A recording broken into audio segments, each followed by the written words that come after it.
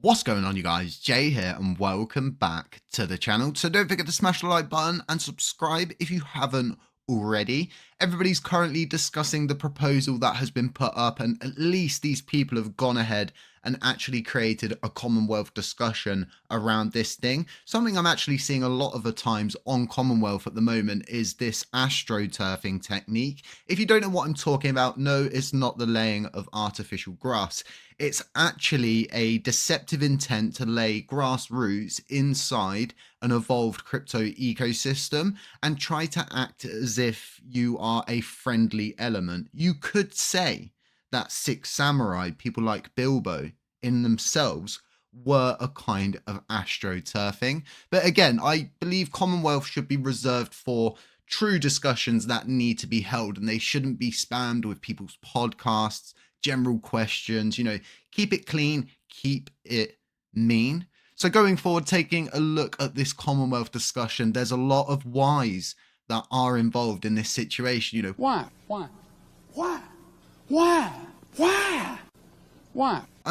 I honestly stand on my own, I believe, with the burn tax. You are never, ever, ever, period, gonna get this thing right. You're just simply not going to be able to do it. This thing is many different bowls of porridge, and not one of them is going to be perfect unless you can introduce a Goldilocks tax that is dynamic, that works with the liquidity on chain. The best health indicator for our ecosystem is really on chain. That's the best place we could go to in order to get APIs to introduce some kind of dynamic tax. Now, the bigger issue with that kind of tax structure is, are the CEXs going to do the work to introduce this new module that applies to their CEX? No, they didn't go through and do the same with the burn tax. We saw Binance even not really matching the burn tax itself, instead going down their own routes. That was the whole point of them getting whitelisted and all of the work that went into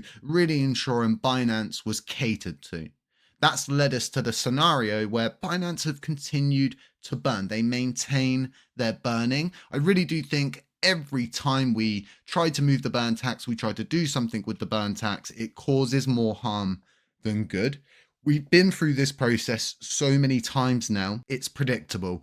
It's so predictable that in my previous tax video, I said after they suggest raising the burn tax, someone's going to go ahead and suggest we either get rid of it or we lower it to a very minute amount. Again, you're never, ever, ever, period, going to get this thing right. It is not something that we really can ever get right. There's going to be times that we can simply not predict what's going to happen. That is the thing with crypto, is it not? If we could predict everything, right, we would be millionaires at this point. So again, it's all very controversial. It's all very hit and miss. It's all very variable based. And again, this is all based around a volatile asset that is unpredictable. Well, duh. I believe changing the burn tax is a very, very bad idea. It's so set in stone at this point. It hasn't been changed for some time now. It simply should be left alone. But like I said previously, we saw the raising of the burn tax coming up in discussions, coming from the normal suspect, so to speak. And again, being very, very negative against any kind of tax change. And people simply look at this as, oh, well, people didn't want to raise the burn tax. Maybe people want to lower the burn tax. And from my perspective, what you're actually seeing, and a lot of the other validators participate in this, they work to keep the community running around in circles, going from base to base to base to base. You go through this every few months. Raise the burn tax, lower the burn tax, remove the burn tax, new USTC repeg. Sorry, we can't repeg USTC. We've got to create a new asset. So then we go back to, oh, let's raise the burn tax. Oh, let's lower the burn tax. None of this, okay, is accessing a new user base. Everything that is built currently is to access the existent user base. So essentially, you're just borrowing users from the existing user base. So what does this tell us? Well, it tells us you're beginning to cycle the entire user base. You're borrowing from one area, you put it into another area, they get disinterested with that, so they go to the next thing, then the next thing, and we're not accessing the outside user base. People are so focused with burning coins on chain, the coins on chain, validators must burn. We must do all of these different things to burn on chain, but all of the coins are simply off chain. We know this because we can go to LUNCDash. We can take a look at the top holders. We can see that Binance themselves hold 2.1 trillion, just over now. Okay, there is less than 1 trillion LUNC coins staked on chain. Okay, this is very important for us all to understand. The Oracle pool has 88 billion LUNC left. We have burned everything that we could burn on chain. What we need to do now and what we need to focus on is how we, as a community, as an ecosystem, are going to access an entirely new user base. If you can access a new user base, right, they are going to go and buy LUNC from somewhere, from some exchange. They're going to bring it on chain. They're going to be a new user. They're going to stake it. They're going to probably get involved in projects. They're going to burn coins because they're going to create transactions. All of this is going to essentially push the price up. And from that one singular vision of understanding that we need to access an external user base, then we can start to understand why the price would go up or why the price would go down. Borrowing the user base from A to B to C to D isn't working. It's what's been happening for the past 3 years. Again, you need something new. You need a new narrative. You need a completely new mindset. So many people are trying to come up with inventive ways to access funds, to get resources that they can more or less use to better their own existence. Something we're not doing here is using any of our funds to better ourselves. Everything that we get goes into LUNCDash, the tech, the company, the development, maintaining a team. There's so much that goes on behind the scenes. And when someone's like, oh, well, you can just simply copy and paste this thing, I assure you, if you could simply just copy and pasted it, it would not have taken 3 years, multiple development teams, multiple failed attempts, $120,000 upwards in wasted funds, and still not have a wallet. And for it to end up coming free during a time when the wallet was possibly going to be ripped out from under us. It wasn't going to be purchased. Nobody on chain could afford it, nor was anybody really doing any work to try and secure it. These are the different things that are going to make a difference in the future. Chopping and changing the burn tax. Okay, begging and borrowing from our existing user base is not going to work. We need to get at the off-chain assets.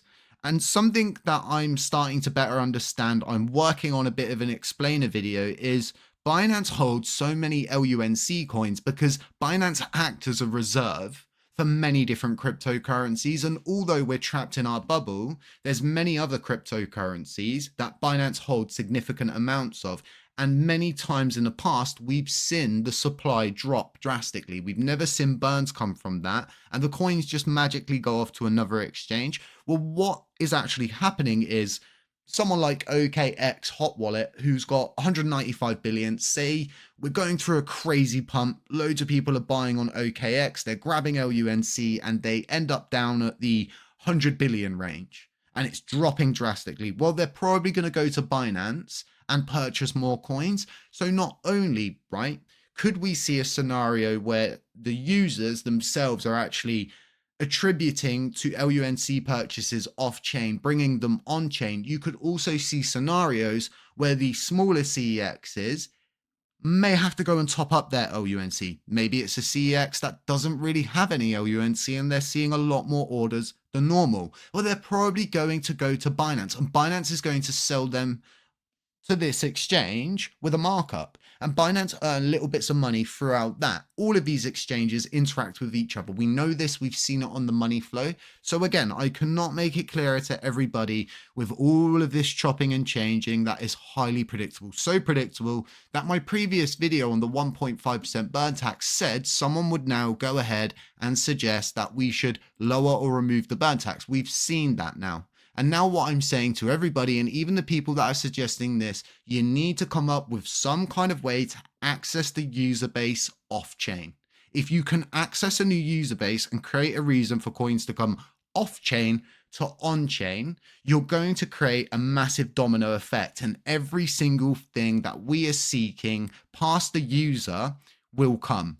Burns, liquidity, volume, price pumps, price movement, stability coming in, setting a good floor. And maybe, just maybe in the future, right, once you have truly fixed LUNC, once you've truly fixed it, maybe then, right, you could think about correcting USTC. And as much as people think, USTC is the future of this chain, it simply isn't. Period. That's my understanding. That's my viewpoint. I've got a lot of knowledge on USTC. I've been here for a long time and I've watched this thing flip-flop to end up as a new asset wanting to be created that someone would have centralized control over. You know where this story goes. Alongside the focus on the user base that I've been explaining, I really believe if you want to make a difference on chain throughout 2025, you should focus on educating people as to why the $1 theory that holds a lot of people back in their heads is absolutely crazy. The market cap is our primary focus outside of users. Okay, our problems do not lie in the burn tax. SHIB has 540 trillion coins in circulation and they've got a $13 billion market cap.